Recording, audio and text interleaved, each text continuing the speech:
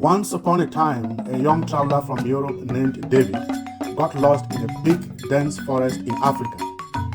He wore old-fashioned clothes and carried a map that was hard to read.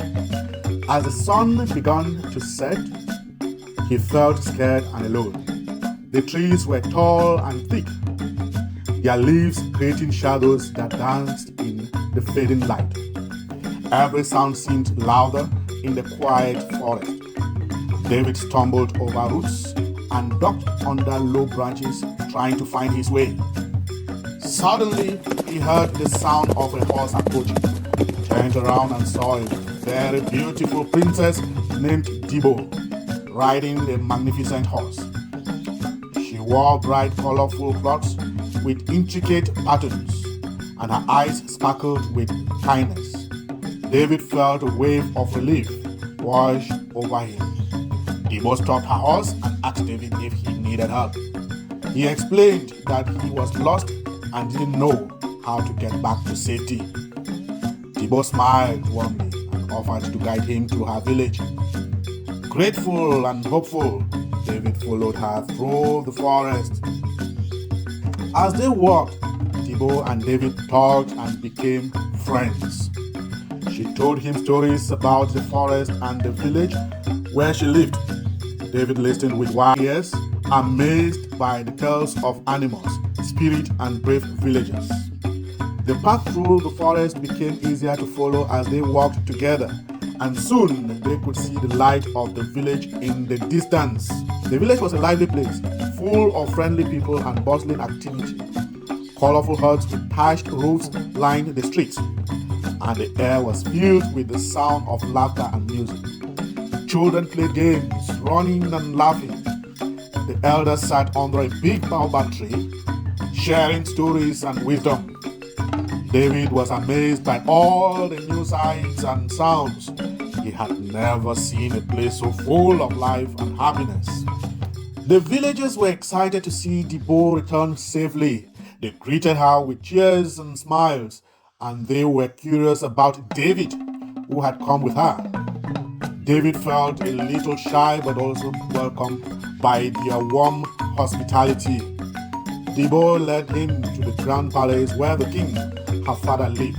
The king, called King Obase, sat on the ground throne in the palace, wearing a beautiful, shiny crown.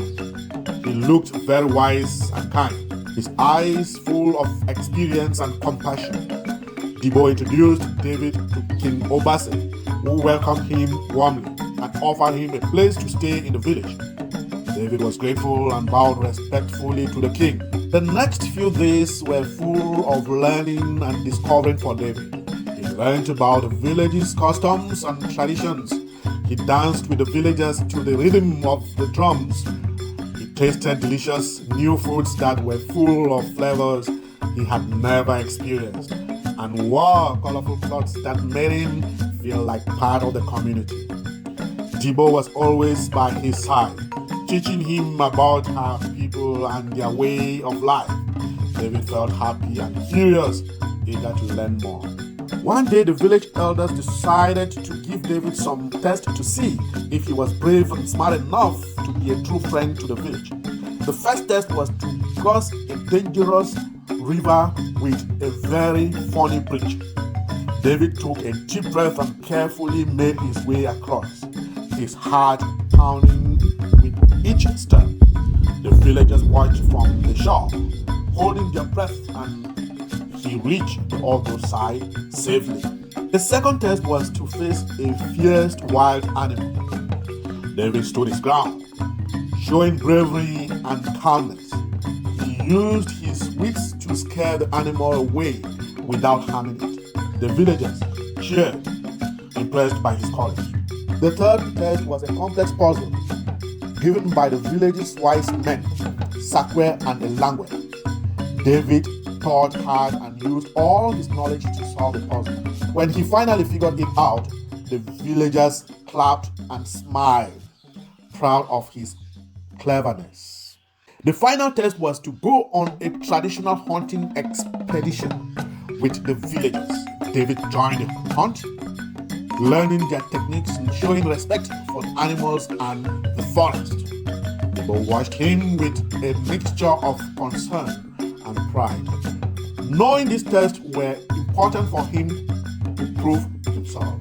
David passed all the tests and the villagers began to accept him as one of their own. He made many friends in the village. He played games with the children. He taught them new things and helped the villagers with their daily tasks. He and Dibo spent more time together, sharing quiet moments under the stars, talking and laughing. David felt growing affection for Dibo, and he knew she felt the same way. One day, David asked Dibo to marry him. He took her to a beautiful meadow filled with flowers and got down on one knee. Dibo smiled and said, "Yes," and they hugged each other tightly, feeling very happy. The whole village prepared for a big wedding celebration. Everyone dressed in their finest clothes, and the village was decorated with flowers and colorful banners. The air was filled with joy and excitement. The wedding day was magical. David wore traditional royal attire, and Dibo wore a stony, elaborate wedding dress.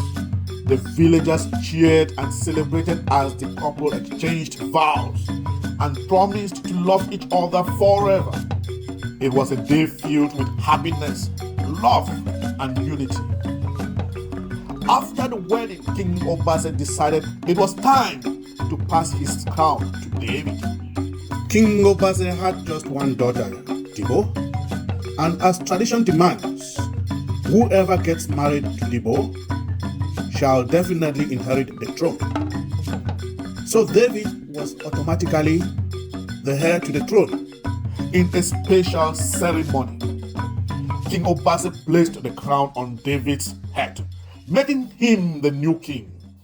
David and Dibo sat on the throne together, and the villagers cheered loudly, celebrating their new king and queen. David promised to be a good and fair ruler, and the villagers knew he would keep his word. David and Dibo ruled the village with wisdom and kindness. They introduced new ideas and worked together with the villagers to make the village even better. The children learned from them, and everyone lived in harmony. The village prospered under their rule, and David and Dibo were loved by all. And so the lost traveler David became a beloved king with the help of a kind Princess Dibo and welcoming villagers. They lived happily ever after, and their story was told for generations to come, reminding everyone that with kindness and courage and love, anything is possible.